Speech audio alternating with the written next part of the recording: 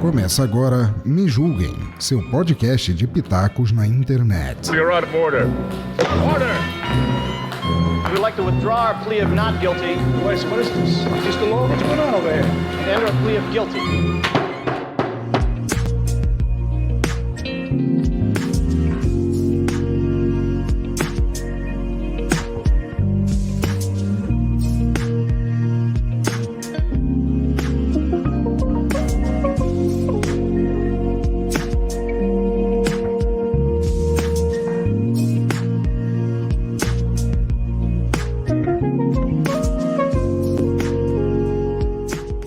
Olá, bom dia a todos e todas. Estamos iniciando mais uma atividade do CILSE, em parceria hoje com o curso de Letras da Universidade Estadual de Goiás. Eu quero aqui agradecer a professora Lilian, coordenadora, que possibilitou, intermediou essa fala tão especial de hoje. Quero de antemão agradecer a toda a equipe do CILSE que está mais uma vez aqui contribuindo, né? O Luciano, que está aí nos bastidores ajudando a gente, vai estar no chat. Antes de apresentar a nossa mediadora, que vai apresentar, né, a nossa palestrante tão especial hoje, eu quero só lembrar vocês que essa é uma atividade que vai ser certificada. É um evento gratuito, como vocês sabem, e se vocês se interessarem por certificado, ao longo da palestra, mais no final da palestra, nós vamos disponibilizar um formulário para vocês preencherem e receberem uma declaração, tá bom?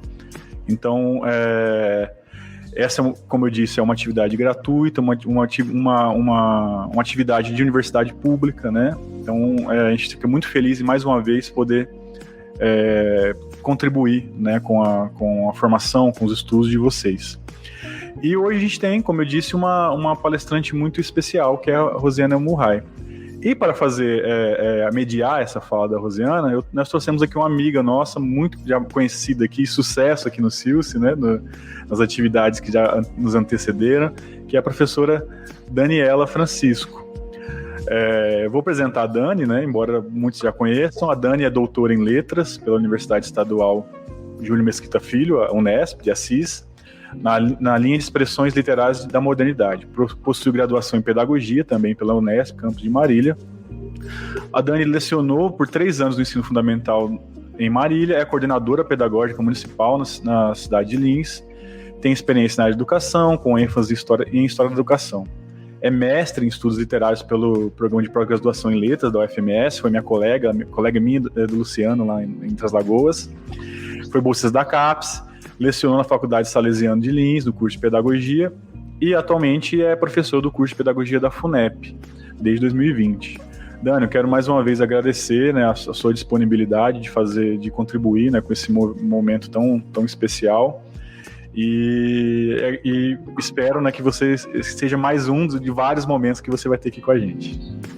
Bom dia, Samuel. Eu agradeço o convite, eu agradeço a oportunidade de estar aqui novamente. É sempre um prazer, né? A gente que trabalha, entre aspas, com literatura, na verdade é o nosso lazer, que a gente junta as duas coisas, né? Quem trabalha com literatura ama literatura, então estar aqui para mim é mais um momento de prazer, né? Além do nosso trabalho de formação de leitores e de auxiliar na formação também dos futuros professores. Eu agradeço a oportunidade.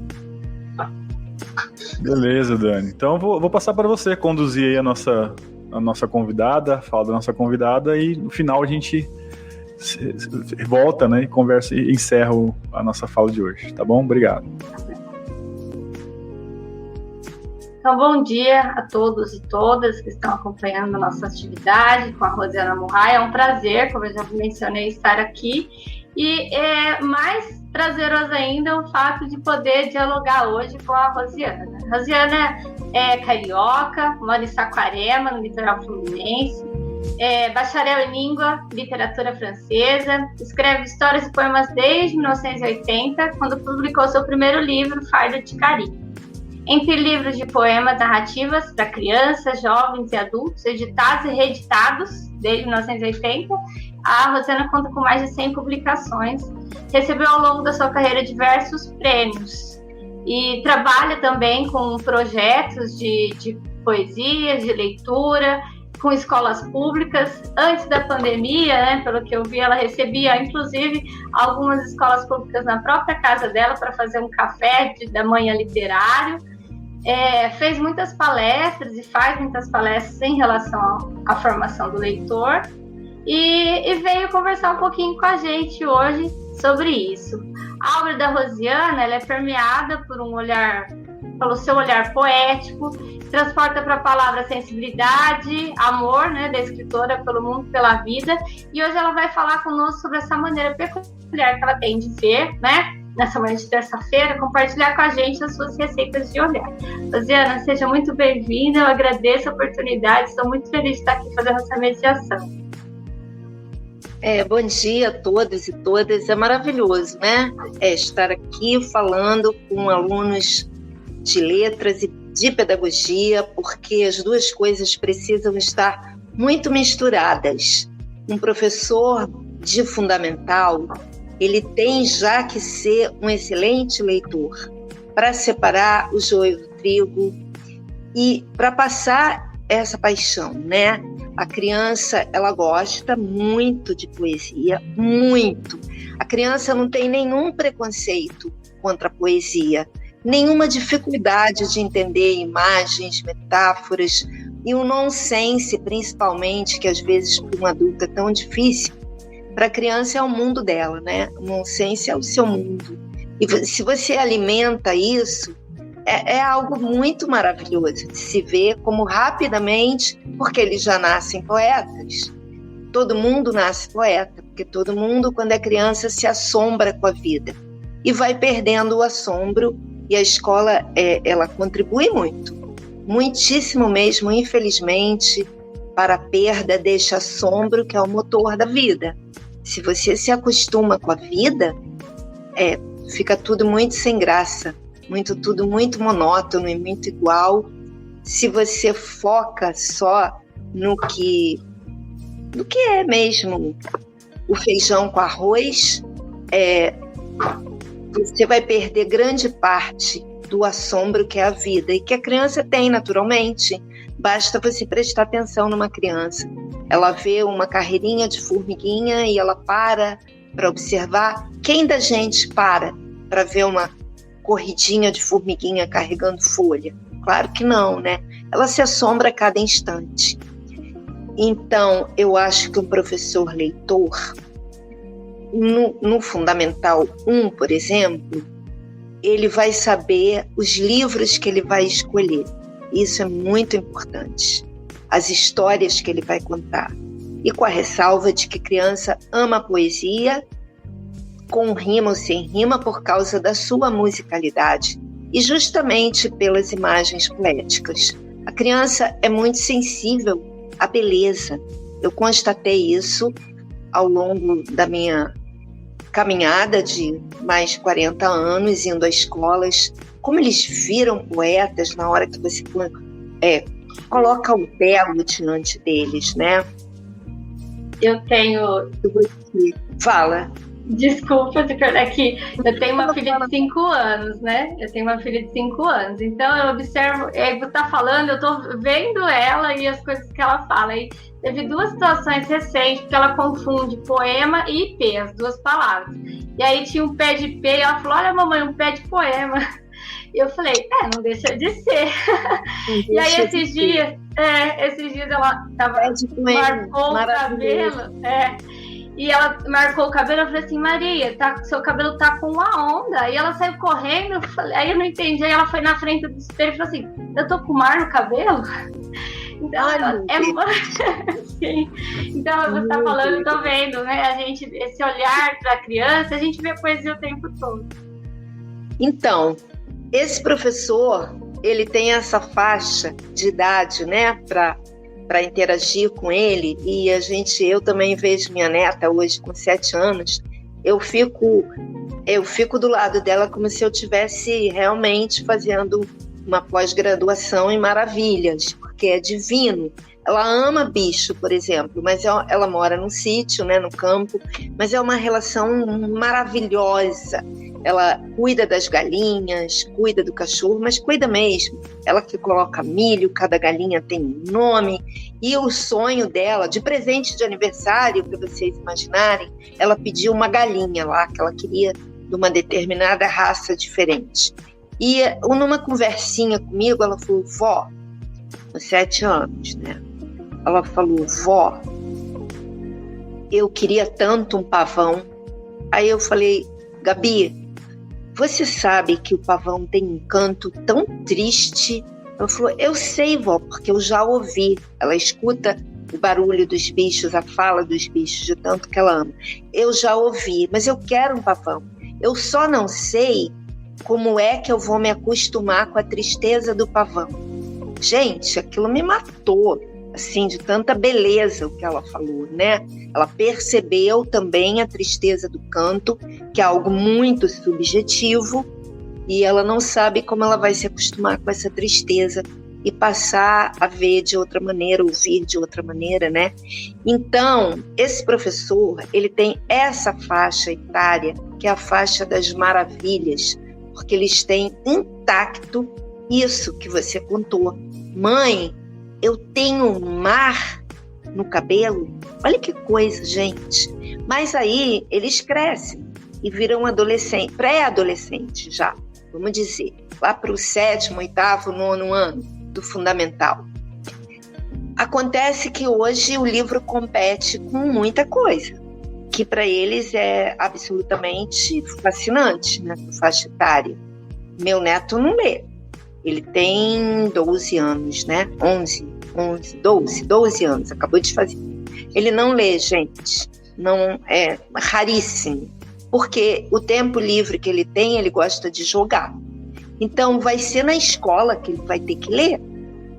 Mas se ele tiver livros obrigatórios para ler, vai ser uma coisa ruim para ele, é obrigação. É mais ou menos o que a Dani falou, não pode ser obrigação. Leitura não é obrigação, nem é hábito. Leitura é outra coisa, muito imensa.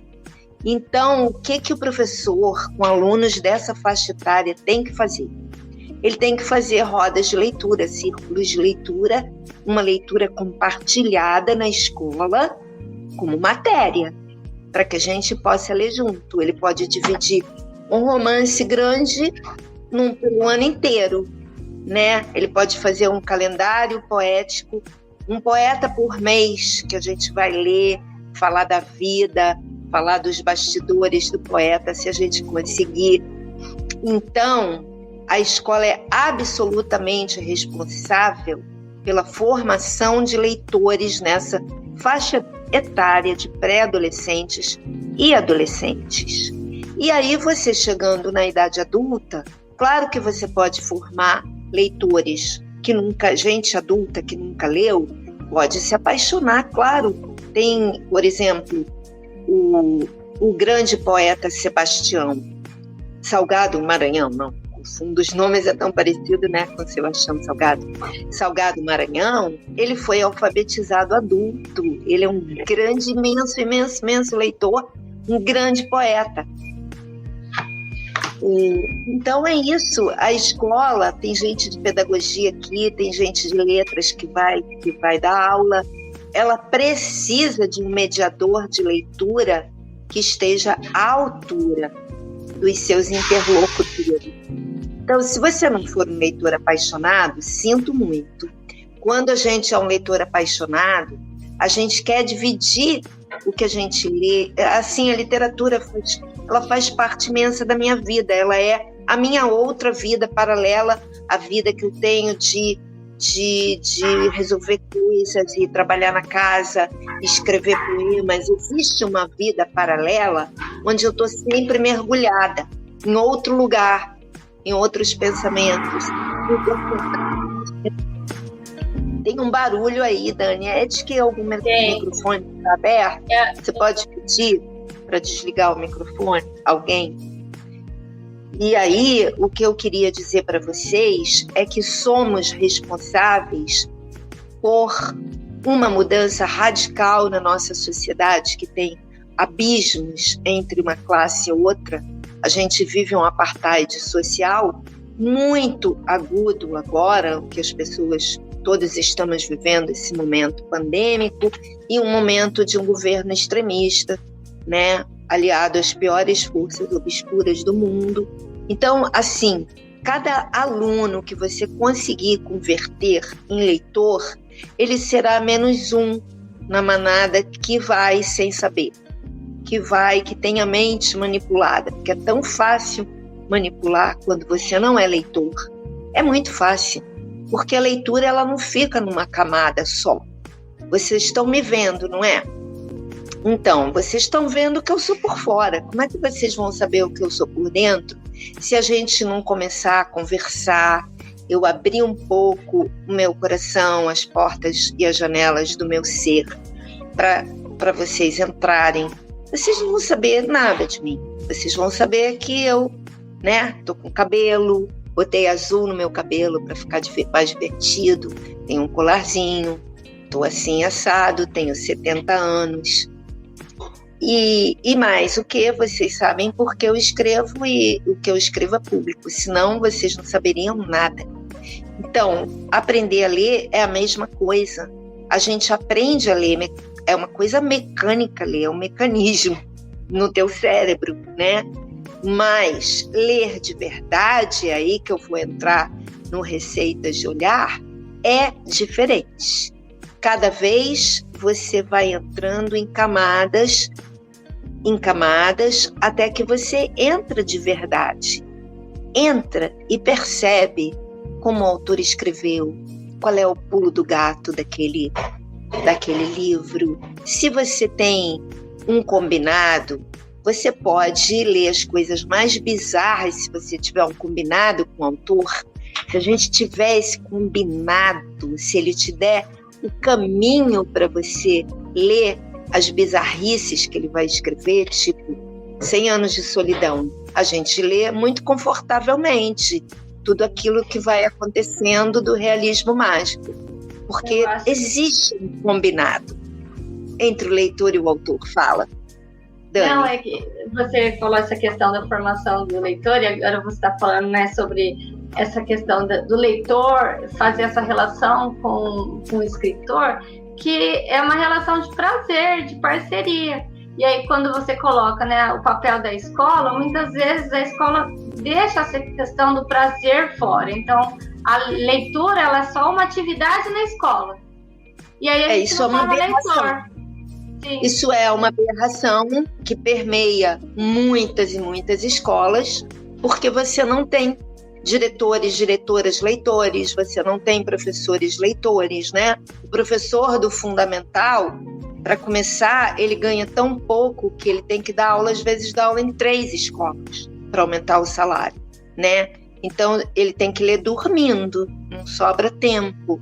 A gente tem um regime tão cruel no Brasil desde tanto tempo, o professor é tão desvalorizado, fora isso, ele recebe tantos conteúdos para passar, e a literatura, ela não é um conteúdo, ela não tem uma aula para isso, para você discutir um livro, né, que você está lendo numa leitura compartilhada. Na verdade, aquilo é um fórum de pensamento, porque qualquer texto literário bom, ele vai te dar todas as pistas para outros temas. São muitos rios navegáveis numa só página de um texto literário. A escola perde toda essa riqueza, desde o Fernando Henrique fez a primeira grande compra, e foi uma compra maravilhosa de clássicos de teatro, tinha até Metamorfose do Kafka. As escolas receberam um acervo lindo em 2002, eu acho que foi em 2002, e os governos sucessivos não pararam de comprar, mesmo que fosse menos, não pararam de comprar. Só esse ano que eu acho que não vai ter compra, não. Mas já tem um acervo que pode ser usado nas escolas. Na verdade, o nosso trabalho tem que ser para que mude a mentalidade da escola. Eu sempre falo que o professor ele tem que abrir uma janela na sua sala de aula, não importa a faixa etária, para ele poder ser ele, né? e fazer uma formação não só de leitores, mas de seres humanos, para a gente preservar o que ainda existe de humanidade em nós, porque isso está acabando, pelo menos aqui no Brasil, o que existe de humanidade, de empatia, fora que não existe nenhuma universidade de empatia. Uma faculdade de empatia existe? Não. Então, a literatura é a universidade de empatia. O que eu fiz no meu livro Receitas de Olhar, que eu escrevi em 97, num caderno, que eu ainda escrevi à mão, não tinha computador ainda. Ele foi publicado em 97, mas eu, na verdade, escrevi em 96. Eu tive a ideia, né, de escrever como se fosse uma receita, o poema, mas que seria de diversas maneiras de ver a vida, né, com assombro, sempre. E eu escrevi e eu reli tudo e achei uma porcaria, quase que eu jogo fora. E aí o marido da minha irmã daquela época, ela é separada dele, né, ele era um grande leitor de poesia, bom leitor de poesia, não é tão fácil. Poesia é um gênero com muito preconceito. E eu antes de jogar fora, eu falei para ele, antes de jogar fora, Eduardo, você leria esses poemas? Porque eu estou achando horríveis. Aí ele me devolveu dizendo que eram muito bons, que era uma ideia genial e que os poemas eram ótimos. Então, eu falei com a editora da FTD na época e mandei pelo correio, né? Ele passou, ele até me falou, eu vou passar limpo para você no computador e você vai ver como você vai gostar.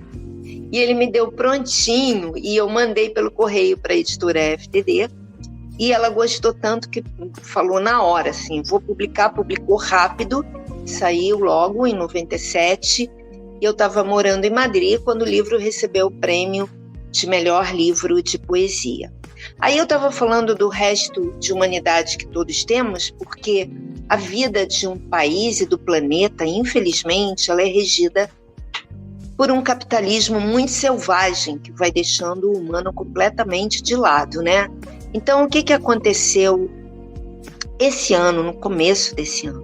A FTD tirou esse livro do catálogo, sem se importar com a qualidade do livro, um livro muito amado mesmo. Os alunos fazem coisas incríveis e alunos de todas as idades. Eu vi primeiro ano, segundo ano do fundamental trabalhando com livro e adolescentes do nono ano trabalhando com livro. Então é um livro que pega qualquer faixa etária. Eles tiraram 3 livros meus do catálogo. Esse tinha ganho o prêmio de melhor de poesia e um outro tinha ganho um selo de altamente recomendável, e eu briguei com o editor, falei que ia tirar toda a minha obra de lá, porque eu fui comunicada assim, seus livros, os livros tais e tais e tais, saíram do nosso catálogo. E aí tive uma briga com o editor, que me pediu desculpas, que falou que ele também era escritor e que ele entendia. Mas as pessoas que selecionavam os livros que sairiam do catálogo, elas não analisavam nada do livro, elas escolhiam assim, ao acaso, né? Eu vou tirar esse. Não gostei do título, vou tirar esse. Então eu vejo que aí não cabe nenhuma humanidade, nem ao menos eles examinam os títulos que eles acham que para enxugar o catálogo e ter mais grana, ter mais dinheiro, eles vão cortar X títulos. E você é sorteado ou não? Depende. Igual quando você sai do país e volta e acende uma luz verde ou vermelha para você ser examinado. Então, assim, eu escrevi esse livro falando dos vários olhares que a gente tem sobre a tua realidade. A realidade, não existe uma realidade, né? Porque cada pessoa percebe a realidade de um jeito. Uma vez eu estava num ônibus cheio, indo do meu bairro, que era na zona norte do Rio de Janeiro, que é a zona que não é cartão postal, né? A zona mais operária, mais de classe média. Não é o Leblon, não é nada do que vocês conhecem conheçam de cartão postal. É o lado de lá do túnel Rebouças. Então, eu estava indo para uma fisioterapia que ficava em Copacabana. E nessa época eu pegava um ônibus cedo de manhã, lotado. Eu ia em pé, imprensada, igual uma sardinha. E aí, de repente, ele sai do túnel e você tem a Lagoa Rodrigo de Freitas, que é para você dar um suspiro, assim, isso existe, essa beleza existe. E aí tinha uma mulher imprensada como eu, virada para o outro lado, ela não via a lagoa. Então, correndo o risco de ser até muito mal interpretada, eu não foi tão instantâneo e espontâneo, eu bati no ombro dela e falei, ela estava reclamando, né, do ônibus cheio, que isso, que aquilo, de todas essas agruras, ela certamente ia para um trabalho muito desagradável. E aí o que acontece é que eu bati no ombro dela e falei, olha para o outro lado como a lagoa é linda, isso vai te dar um alívio. E ela, não me lembro se olhou ou não, mas isso daí é um jeito de olhar, né?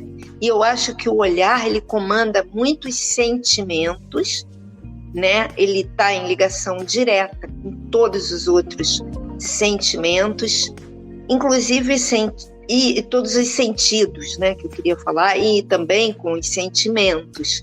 Inclusive, o teu olhar pode derrubar preconceitos, porque se você olha uma pessoa de um outro país, de uma outra etnia, de uma outra isso, aquilo, que eu não falo raça, porque só existe uma, né? A raça humana, né? Quem fala raça não estudou a história, né? A gente sabe o que acontece quando se fala raça. Então, você pode, com teu olhar, quebrar algum preconceito em relação... eu tenho uma dificuldade com as mulheres cobertas de véu islâmico, porque eu associo com os talibãs, com a maneira como as mulheres são tratadas, e eu tento acostumar o meu olhar para não olhar justamente com esse olhar preconceituoso, porque algumas mulheres são obrigadas a usar, por exemplo, agora, nessa desgraça que está acontecendo no Afeganistão, se a mulher não usar um véu islâmico, ela pode ser até morta, né? Assassinada.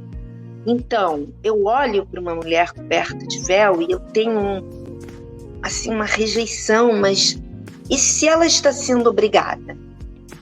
E se ela quer usar? Muitas querem usar, por uma convicção profunda. Que direito tenho eu de olhar com esse olhar?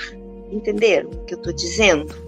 Então vou ler um poema para vocês, que está nesse livro, é o último. Esse livro é muito lindo, ele está esgotado, mas ainda bem que ele será editado, não por uma editora tão grande. Ele vai sair, a editora Lê, que é uma editora média de Belo Horizonte, ela conseguiu permissão da família, porque a Elvira Vigna já morreu, para que fossem mantidos os originais, e a editora FTD fez um preço acessível pelas imagens que ela tem no acervo dela, guardadas ainda, e o livro vai sair igual. Então eu estou esperando para o ano que vem essa reedição, que será uma grande felicidade. Eu vou ler o último poema e no final ele vai entrar na tela. Nas primeiras horas da manhã, desamarre o olhar, deixe que se derrame sobre todas as coisas belas. O mundo é sempre novo e a terra dança e acorda em acordes de sol. Faça do seu olhar imensa caravela. É isso.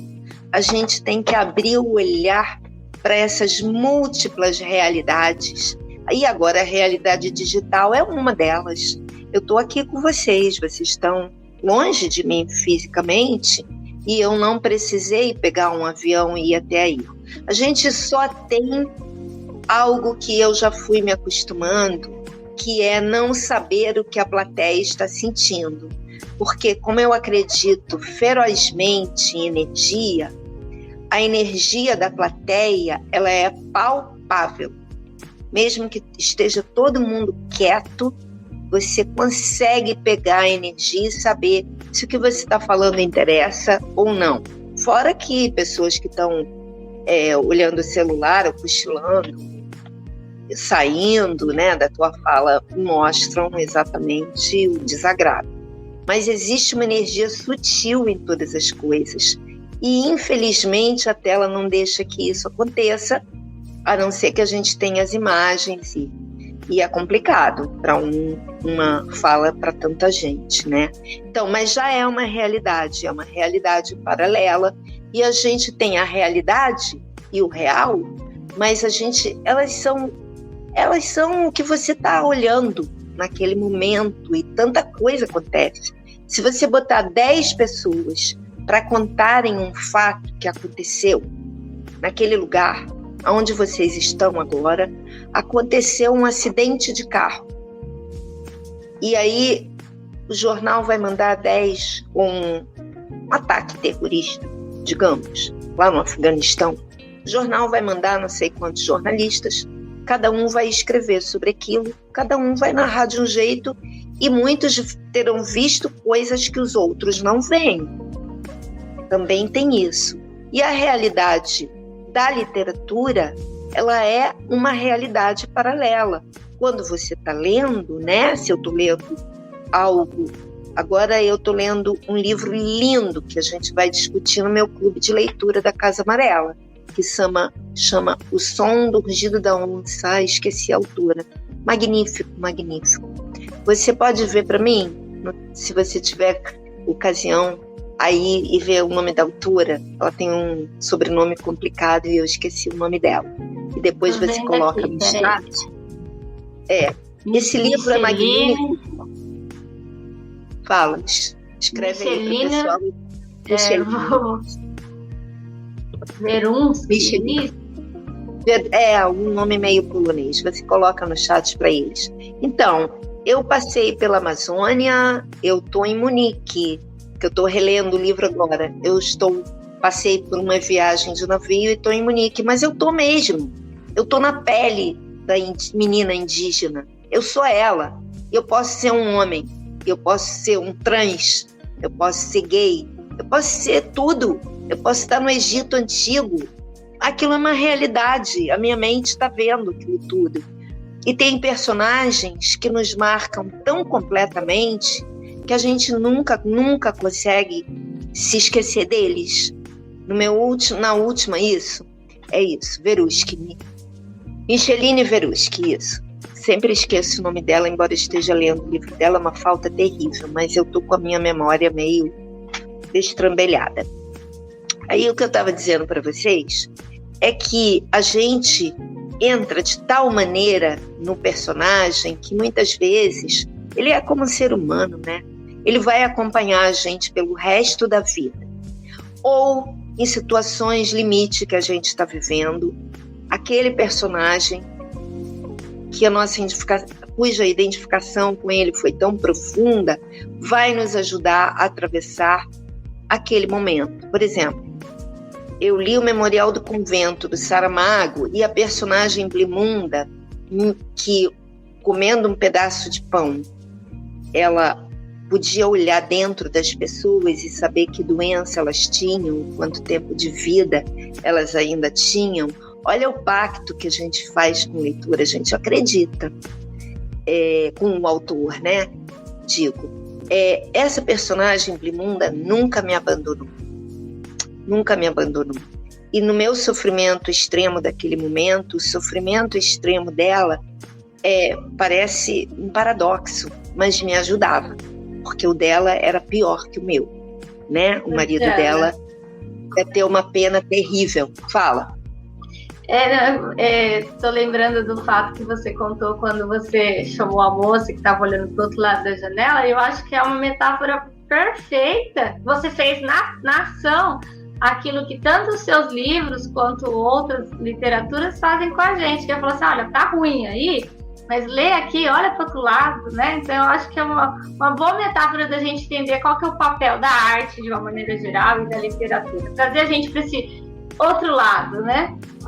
Isso, e ao mesmo tempo você está ali, se alguém te chama, né? Eu estou absolutamente absorta no livro e alguém me chama, quer um café?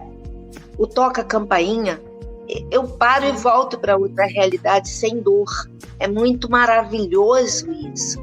Mas esse fascínio pela literatura, o professor não leitor, ou um leitor, digamos, superficial, que não seja um leitor de verdade, como que você descobre se você já é um leitor de verdade? Você vai saber, porque você vai ver as artimanhas do texto. Você vai saber. Eu fiz 1 ano de experiência aqui em Saquarema. Quando eu cheguei, eu fui para uma escola e me ofereci para fazer 1 ano de leitura com meninos e meninas do 8º e do 9º ano. Foi uma experiência maravilhosa, porque eu trabalhei com o ProLer, que era um projeto lindíssimo, que a gente ia de cidade em cidade, ficava 5 dias, né? Mas a gente ia embora. Os que dirigiam o ProLer, eles acompanhavam, eles formavam alguém para continuar o trabalho, eles sabiam o que acontecia depois. Mas eu não sabia. Eu já ia logo para outra viagem, eu não sabia o que aconteceu depois da minha passagem por ali, né? Mas a gente fazia essa formação de leitores em 5 dias, num processo de mergulho mesmo, eram 8 horas por dia.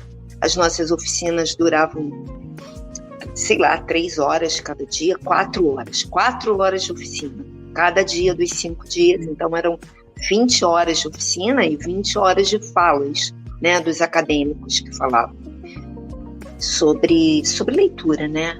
Eu aprendi muito ali. Tudo que eu aprendi foi ali mesmo. Nós temos alguns comentários no chat, podemos Deixa ver? eu só... deixa eu só fechar esse pensamento que eu estava dizendo para vocês. Como que o leitor vai saber se ele já está no ponto? Quando eu fiz essa turma continuada de leitura por 1 ano numa escola pública, eu ensinei, a gente trabalhava com contos, porque podia fazer num dia só. A escola tirava uma cópia, eu dava para eles o conto, a gente fazia uma leitura compartilhada, eu era a leitora guia. Eles foram aprendendo. Em cada conto eu mostrava para eles o pulo do gato, porque um conto, vocês sabem, é algo maravilhoso. E o Cortázar já disse que um conto é assim: o leitor tem que ser nocauteado no final. Ele tem que ir a nocaute, ele tem que... Uau, eu não estava esperando isso. E aí eu ensinei isso para eles. E eu me lembro de um conto, que era o da Lígia Fagundes Teles, que eu li com eles, das formigas. E aí eu falei para eles, eu quero o pulo do gato. E o pulo do gato era a casa, que já parecia uma caveira, uma casa meio assombrada, que já prenunciava o acontecimento, o que iria acontecer. Pode falar. Querida, pode falar. Desculpa ter te cortado. Nada, normal. A gente não está numa palestra, a gente está numa fala informal. Fala, diga. Eu acho que todas essas questões que você coloca mostram essa necessidade mesmo do professor, da professora serem leitores, porque onde vem o prazer, né? Vem nas subjetividades. E aí, quando a gente coloca a literatura só como uma disciplina no currículo, a gente destoa ela de toda a função dela. E o professor que é leitor, ele vai trazer a subjetividade e o prazer para dentro da sala de aula. O professor que não é leitor, ele apenas vai ser um tarefeiro, ele vai cumprir uma tarefa de ler um livro, mas ele não vai dar a função da leitura, não é? Eu também. E eu vou além de você. Eu acho que existem livros que não são nada prazerosos.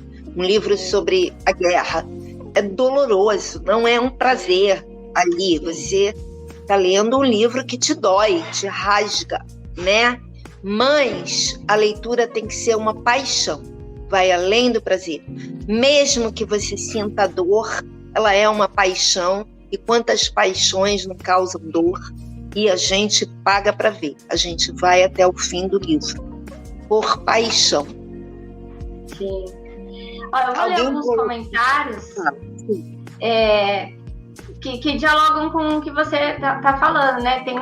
A Sheila falou que ela trabalha numa biblioteca e que ela percebe que a leitura livre ajuda muito as crianças, que quando elas chegam lá na biblioteca, né, elas ficam perto dos livros, elas escolhem gibis, e isso ajuda muito. Eu acho que é um ponto muito interessante do que você falou também, Rosiana, né, de o professor, às vezes, não tem esse repertório, porque ele não é leitor, e ele também não sabe selecionar essas obras que vão ajudar ou não na formação desse leitor.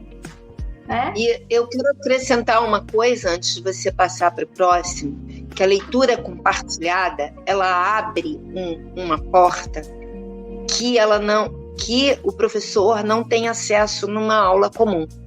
Por exemplo, nesse ano continuado, eu soube de um menino que tinha um avô alcoólatra, que era muito dura a vida dele. E eu já tive relatos de professores que souberam de abusos sexuais por uma leitura compartilhada, né? Então, esse menino, quando eu li um livro meu que se chama Um Avô e Seu Neto, ele abriu a vida dele. E a professora não sabia de nada disso, certamente não. Certamente não. E muitas coisas, às vezes, de um comportamento conflitivo, assim, de um aluno, fica explicado numa leitura compartilhada. Ele vai, porque obrigatoriamente, numa leitura compartilhada, na aula, você vai ter que botar pedaços de você, não tem jeito. E vai criar uma liga entre aquelas pessoas que numa aula comum às vezes não cria. Então, assim, eu sou uma fervorosa adepta de rodas de leitura na escola, mas como matéria. Esse momento é sagrado, porque ali também, se o professor for um leitor, aquela leitura vai dar para ele a chance de fazer links com outras matérias. E se for uma escola muito bacana, ela vai fazer links com outros professores, a sala de leitura vai ter links. Vocês estão estudando Revolução Francesa? Vamos buscar o que tem aqui. Estão estudando pré-história? Vamos buscar o que tem aqui na sala de leitura, na biblioteca da escola. Entendeu? Só que geralmente não existe essa conexão entre as matérias, porque não existe, porque isso dá trabalho. Sim. Essa relação que você falou do seu neto, né, que ele só lê na escola, então, é um exemplo de como é importante ter um processo de formação do leitor consciente, né, que é, às vezes, realmente o único espaço, e ele é uma criança que tem uma avó que é escritora, que tem pessoas na família, né? Não adianta nada. Sim. Mas imagina aquelas crianças que não tem nenhuma, que fora do espaço escolar ainda não tem nenhuma relação com a leitura, né? E aí o Tiago França comentou também que acredita nesse poder da escola, né, como responsável nesse processo de escolarização da literatura, ainda que saibamos que a escola neoliberal ingesta esse espaço de leitura, resistência ética é sempre possível. Ainda mais, como você colocou, né, nesses tempos. Isso, exatamente. Se você, professor, obedecer cegamente ao que vem para você passar de conteúdo, as ordens que vêm do MEC, essas coisas todas, a gente tem que saber quando desobedece, né? Nem sempre um sim é bom pra gente. Olha só quanta gente disse sim o que a gente tem agora. É uma manipulação de massas que a gente já viu acontecer no passado, levando, por exemplo, na Segunda Guerra, 60 milhões de mortos, né? Então, se você não começar a formar leitores desde pequenos, bem pequenos, você vai ter alguém que será manipulado no futuro, com toda certeza. Absoluta certeza, porque é fácil manipular, né? E agora, então, com as fake news, cada um lendo na sua bolha, fica muito mais complicado. Então, você tem que abrir a mente e abrir espaços de discussão na escola, espaços de pensamento na escola, obrigatoriamente, para você poder dar a essa criança, esse jovem, um desejo de mudança e de voo próprio, né? Eu vi um filme que todo professor deveria ver, que se chama Nunca Me Sonharam. Se você não sonha aquela criança para ela poder sonhar, como é que fica? E quando você dá literatura, não só você está sonhando aquele jovem, você está sonhando com ele. Você está mostrando a ele quantas outras realidades, quantos outros mundos existem. Maravilhoso. Mas as escolas estão muito ancoradas, como esse menino falou, um engessamento da sala de leitura como uma obrigatoriedade. Claro que você tem experiências maravilhosas e eu aconselho vocês a pesquisarem sobre as escolas municipais de Oeiras, no sertão do Piauí.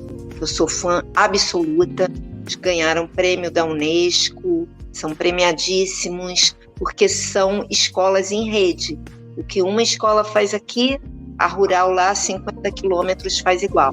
E todo o ensino deles é feito através de arte e literatura.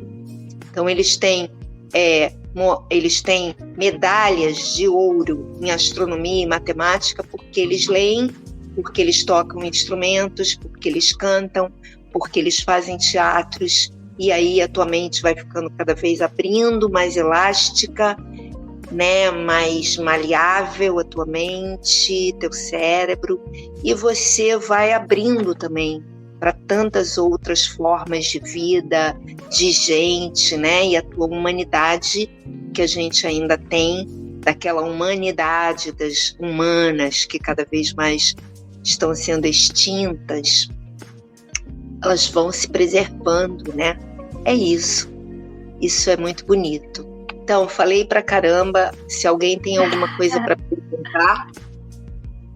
Eu tenho uma pergunta, Rosiana, que tem muito a ver com essa questão da educação do olhar, né? Dessas receitas de olhar que você traz na sua obra, não só nesse livro específico. Eu acho que não, esse livro tem um título, né? Receitas de olhar, mas eu acredito que toda a sua obra tem um direcionamento do olhar do leitor. Até mesmo, por exemplo, em livros infantis, como Casos, Circo, que trazem temáticas lúdicas de humor para as crianças. Em algum momento você traz um outro olhar. Então, nem no livro Casos tem um poema que fala sobre as pessoas que não têm casa, que todos deveriam ter casas, né? No livro Circo tem uma estrofe que você fala sobre a questão de que todas as pessoas deveriam ter condições de entrarem no circo, né? E tem outras obras no Paisagens também, você traz esse olhar crítico para determinadas questões da realidade. Então, acho que você demonstra na sua obra um respeito muito grande pelo leitor. E aí você até já falou um pouquinho, né? Mas hoje a gente passa por um momento que, muito além de ensinar, você falou até de alguns livros seus que foram retirados, né, do catálogo, a gente tem uma ditadura nas redes sociais, uma ditadura nas escolas, que clama pelo aquilo que eles consideram politicamente correto, pela ética, pelos bons costumes, pela família, como se só existe um modelo de família, né, possível. E como você vê, como escritora, né, que você tem por instrumentos de trabalho, o livre dizer, o livre pensar. Então, como é para você, né, criar nesse momento? Olha, os meus livros, eles nunca foram censurados. Mas, por exemplo, o livro do meu amigo José Mauro Brandt não só foi censurado, porque isso ainda no governo Temer, porque ele fez um reconto de uma história popular, que é uma história de incesto, como ele foi ameaçado de morte, inúmeras vezes, ficou aterrorizado, né? E a gente está vivendo um momento específico na história do mundo, onde a gente vê se fortalecer no mundo, em vários países, esse pensamento retrógrado que leva a gente, por exemplo, no Afeganistão, está levando para o século XV, onde o que vale é a lei do Alcorão, quando a gente tem constituições que conseguiram uma liberdade e um respeito para diversas maneiras de ser, né? E a gente tem no Brasil, com essas novas seitas evangélicas, um problema, porque quando assim como eu vou fazer uma ressalva, como a gente tem em Israel, e eu sou judia, e eu sou de oposição a tudo que é bélico, a gente tem em Israel uma aliança entre os extremistas religiosos e o governo. Eles têm cadeiras no parlamento, eles têm partido, e então você vê isso também como direcionamento da política, vai por um caminho horrorosamente bélico, embora os problemas lá sejam muito diferentes, porque você também tem um grupo terrorista, o Hamas, do outro lado, na Palestina. Mas o povo, muita gente quer um diálogo, e esse diálogo não acontece. O que acontece em vários países, Polônia, Hungria, né, são essas alianças mundiais até de extrema-direita que ressoam fortemente o nazismo. Então, eu aconselho todo mundo a ler muito sobre o nazismo hoje em dia, para você saber e ver como é copiado os signos, como tudo vai acontecendo, a destruição, cada dia um pouquinho, né? Isso é gravíssimo, é terrível. Eu não preciso me censurar, e eu não me censuraria, mas eu não preciso porque a minha obra, ela não toca em nada que agrida supostamente, né? O que eles chamam de valores, né? Eu não abordo esses problemas que eles consideram tremendos e até ameaçam de morte quando você toca numa relação familiar de 2 homens e crianças, 2 mulheres e criança, né? Como se a família não tivesse mudado ao longo dos tempos. A família mudou muito, a gente sabe, mas eles não aceitam, embora, como diziam meus filhos adolescentes, quando eu tinha um casamento infeliz, um casal, mamãe, papai, filhinho, todos tão felizes e eu ficava triste. Meus filhos, o meu filho que já era adolescente, ele me falava assim: mãe, a gente naquela época, né, muito tempo, eu tô casada com meu marido há quase 25 anos, quer dizer, num outro século muito distante. Ele falava assim: mãe, a gente nunca sabe o que acontece nas internas das pessoas, ali da família. E a gente sabe disso, que os abusadores sexuais, se não são de igrejas, geralmente eles são da própria família. Então é muito triste toda essa hipocrisia, todo esse ar rarefeito e com um cheiro de esgoto que a gente está respirando. Eu ainda não recebi nenhuma ameaça de morte. E espero que não receba, porque eu vou ficar assustada, mas eu não vou parar de falar, porque afinal eu tenho o dom da palavra, eu tenho o dom da escrita. E tudo vai passar, porque parece que a história é cíclica. É incrível isso. Agora a gente está aí com essas alianças tremendas que nos lembram o nazismo, mas vai passar. Tem que passar. Vai passar. Se a gente acreditar que nunca vai passar, fica muito duro. Se a gente achar que a pandemia nunca vai passar, fica insuportável. Vai passar. O Thiago tem uma outra questão, Luciana, que ele fala: considerando tempos digitais e remotos, você acredita na formação de leitores por meio de livros digitais? Há esperança no PDF? Eu acredito sim que a plataforma não importa. Eu tenho e-books maravilhosos, quase uns 20 no meu site, eu vou passar para vocês, rosianamorrai.com.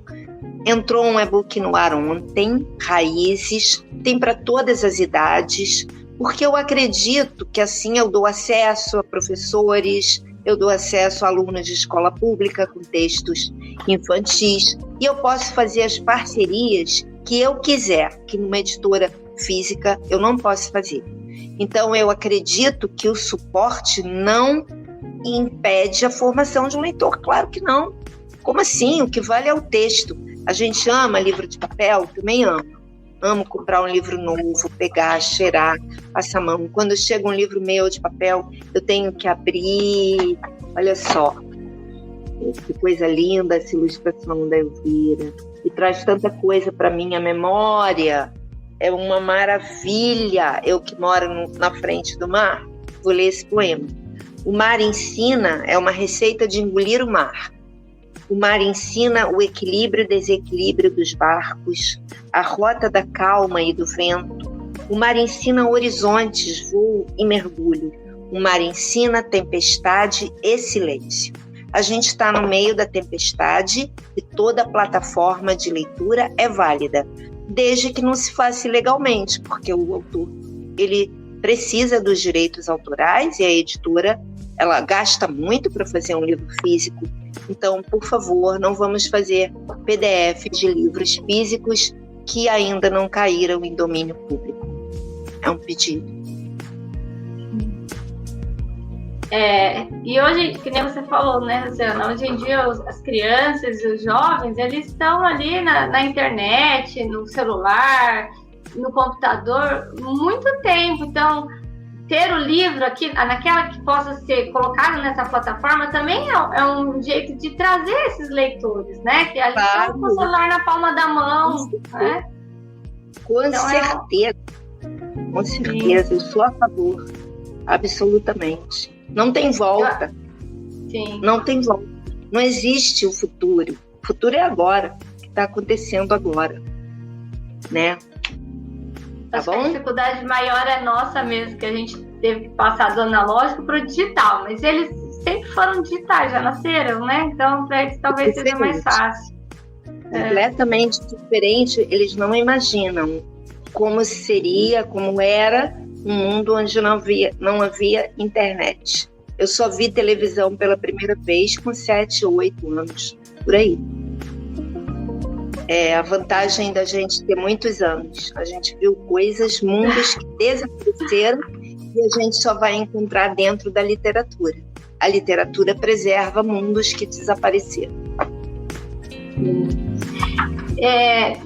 No final desse seu livro, né, do Receitas de Olhar, você faz uma reflexão que eu achei muito interessante e eu vou atualizar uma pergunta que você fala que muitas vezes me pergunto o que é ser poeta neste final de milênio, porque o livro é do final dos anos 90, né? E hoje, né? Como para você, o que é ser poeta hoje, desse começo de milênio, né? As 2 primeiras décadas do milênio, numa época que mudou tanta coisa, mas ao mesmo tempo a gente tem tanta coisa do passado ainda presente.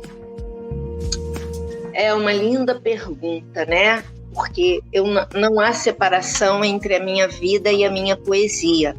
Não existe, eu vivo dentro da natureza e é com imensa dor que eu vejo a floresta amazônica sendo derrubada e a gente já sente os efeitos, né? Falta de chuva, incêndios, né? Quem está no poder nunca ouviu falar de rios voadores, eles não sabem nada de nada. Cada árvore é um ser vivo pensante, que tem uma vida extraordinariamente coletiva, que se comunica pelas raízes, tem uma vida subterrânea intrigante, maravilhosa. Elas sentem, têm uma sensibilidade danada. Então, se você pensar que hoje uma amiga minha, Bia Hetzel, falou uma das coisas mais lindas que eu já ouvi. Ela falou: a mata é gente. Ela sente tudo. E estão derrubando das maiores florestas do mundo. Assim, um país que não sabe cuidar das suas florestas, né? É muito triste. Olha, tenho alguns poemas que falam dessa tristeza. Tenho alguns poemas que falam das alegrias, porque a gente não pode viver sem alegria. Tá aqui com vocês hoje debatendo isso é uma alegria, né? A gente tem que falar de tudo, né? Como eu te dizia, que eu vivo dentro da natureza, é muito maravilhoso trazer isso nos meus poemas e muito natural, né? Tem uma casinha dentro da mata e eu tô dentro da mata lá na montanha, eu tô na frente do mar aqui em Saquarema. E eu acho que eu sou poeta em tempo integral, eu não separo.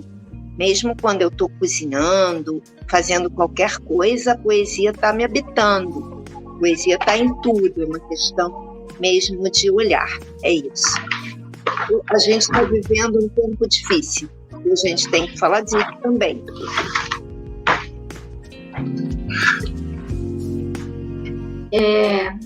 Tem mais alguns comentários aqui no chat, eu vou ler para você, tá?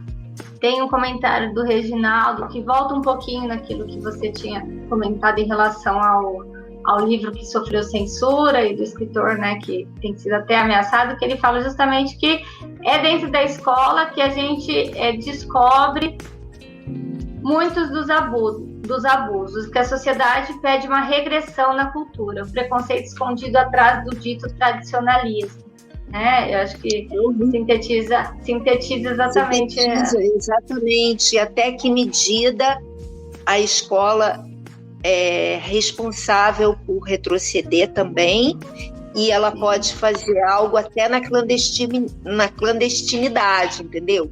O livro do Zé Mauro, ele foi retirado, mas, de repente, se tem gente que quer, você passa escondido, como era na Resistência. Zé Mauro me contou que havia isso também. Muitas escolas diziam, eu não vou devolver tudo, eu vou deixar alguns. Então, é uma coisa tão absurda o que a gente está vivendo dentro do MEC, é uma coisa inominável, né? Então, a gente vai ter que conviver com isso, fazendo resistência, da melhor maneira que a gente puder fazer. E a literatura é uma grande arma de resistência. Eu tenho tempo para fechar com um fato muito bonito. Claro, fica à vontade. Tem um escritor espanhol que se chama Semprún. Ele já é morto. Ele, na Guerra Civil Espanhola, ele fugiu para a França, né? Porque senão ele ia ser morto. E ele caiu, logo depois começou a Guerra Mundial, e a França, como todos sabem, ou deveriam saber, teve um governo vergonhoso que se chama de Vichy, com o general Pétain, que entregou os judeus franceses para a Gestapo, né, todos, que pôde pegar. Os judeus eram obrigados a se inscrever, iam fazer... foi mandado para eles uma carta que eles tinham que se apresentar na prefeitura e fazer uma inscrição, né, dizendo que eram judeus. Então, caíram numa armadilha tremenda, né? Depois foram enviados para um lugar que chamava Velodrome, e dali eles foram remanejados para os campos da morte. E o Semprún foi preso, e nos campos de concentração haviam presos políticos também, até alemães comunistas, e presos espanhóis, e presos intelectuais e professores que entraram na resistência. E ele tinha um professor de filosofia na Sorbonne, de literatura, uma das duas coisas que convivem, né? E esse professor estava morrendo de desinteria ou tifo, acho que era de alguma coisa que mata rápido, e não tinha ninguém para falar uma oração para ele. E o Semprún, que tinha sido amigo dele, que o reencontrou em Buchenwald, né, porque foi preso dentro da resistência, o Semprún queria fazer uma oração, ele estava morrendo, só que o Semprún era ateu, e ele não iria fazer uma oração, porque ele não acreditava em nada, muito menos ali vendo o que se passava. Então, ele sabia de cor um poema do Rimbaud, como é que se chamava? Le Bateau Ivre, o barco bêbado. E ele recitou para ele morrendo. E o Semprún conta que ele sorriu. Ele ouviu morrendo e sorriu. Eu não posso imaginar uma cena mais bonita do que essa, do poder da literatura. Ele sabia que ele ia morrer, mas ele ouviu um poema de um poeta que ele amava na hora da morte dele. Então eu acho que eu fecho a minha fala aqui com uma coisa triste, mas o nosso momento tem muitas tristezas e a gente tem que falar também disso. Sim, a Denise comentou aqui no chat, né, que nós precisamos sobreviver e nós vamos nos inspirar. Então, a gente sobrevive realmente com buscando força na literatura, na poesia, Exatamente. na arte, né? E sendo E o resistência. O Krenak diz uma coisa linda, que hoje sobreviver é resistência. Então, a gente tem que sobreviver usando os instrumentos que a gente pode para buscar alegria e conscientizar as pessoas, principalmente alunos, que são Por isso que é pessoas importante. Por isso que é importante que nós, professores e professoras, sejamos leitores, não é? Porque a gente só vai fundamental. formar outro leitor. Tem uma metáfora que eu gosto muito da Ana Maria Machado, que ela fala que às vezes a gente quer formar o leitor, e aí ela faz uma metáfora com a questão de ensinar a criança a comer. Se a gente vai ensinar a criança a comer com talher, a gente tem que comer com talher. Não adianta a gente mandar a criança comer com talher e a gente comer com as mãos, né? Então, na formação do leitor é a mesma coisa. Não adianta a gente falar para ele, leia, e a gente não lê. Porque a gente tem que ter o hábito de leitura, como dizia o Bartolomeu Campos de Queiroz, né, Rosiana? Que é o hábito que você tem e que mesmo distante, né, mesmo a gente estando hoje nessa modalidade remota, que a internet também tem as suas vantagens, né? Nós não poderíamos estar por conta de várias questões juntos e a internet nos proporcionou isso, embora, como você disse, tem a questão, né, do contato mesmo humano, da energia, mas a sua fala, ela nos revigora, tenho certeza que não só a mim, mas a todos que estão nos acompanhando, e nos dá uma força maior para continuar nesse nosso processo de formação de leitor e de resistência também, né, frente a tudo que a gente está vivendo hoje. Exato. Eu agradeço, viu? Agradeço sua fala, sua presença aqui. Muito obrigada a todos. Mas manhã excelente, uma manhã maravilhosa. Quem sabe no futuro a gente possa fazer um bate-papo presencial, né? Uma roda de leitura. Exato. E eu indico também que você falou dos seus e-books, né? Do Livros Leitores, que é um e-book seu, tá? Até tem no seu site também, né? Para quem não leu ainda, eu lia com vontade de chorar em todas as suas narrativas. Assim, elas são muito inspiradoras, muito poéticas. E aí lá você falava, né, que no final você fala que não termina, porque muitas coisas ainda vão acontecer, que você vai conhecer muitas pessoas, e eu fico muito feliz de estar compartilhando esse momento aqui com você e fazer parte dessas suas narrativas, tá bom? Foi um prazer muito grande estar aqui com você hoje. Muito obrigada. Obrigado, Rosiana. Foi uma fala linda em vários sentidos, né? O chat aí, depois se você quiser acompanhar na gravação, tá só elogios, né? O pessoal adorou. E obrigado a Dani pela condução, foi muito, muito legal. Tá, uma fala assim, uma discussão tá muito gostosa, né, de ouvir. Eu acho que ficou para essa manhã de terça ficar bem legal mesmo. E quero agradecer a todo mundo que esteve aqui presente. A gente teve uma audiência excelente aqui, os nossos alunos, colegas, assinantes do canal aqui que participaram, comentaram. Foi um sucesso e vamos celebrar a literatura, né? Acho que a fala da Rosiana pode ser sintetizada nisso, né? Celebrar a literatura na capacidade que ela tem de confirmar a nossa humanidade. Muito obrigado a todos e todas que participaram. Tá aqui embaixo o site da Rosiana, entre, acessem, é muito legal, tem muita coisa legal lá para conhecer mais, né, os livros, a história. E os e-books, né, que a Rosiana falou, tá aqui, esse endereço aqui que vocês... É gratuito, legal. Vamos curtir o vídeo, né, comentar. É isso, gente, brigadão. Lembrá-los que a lista de presença já tá na descrição do vídeo, já foi passada aí no chat, assinem para vocês receberem a declaração. E eu espero ver vocês nas próximas atividades do CIUS. Logo a gente vai ter mais atividades aí tão legais quanto essa que nós tivemos hoje. Certo? Obrigado mais uma vez, Rosiana. Obrigado, Dani. E a gente se vê. Eu agradeço, Samuel. Obrigada mais uma vez, Rosiana. Foi um prazer estar aqui com vocês. Meu prazer. Também.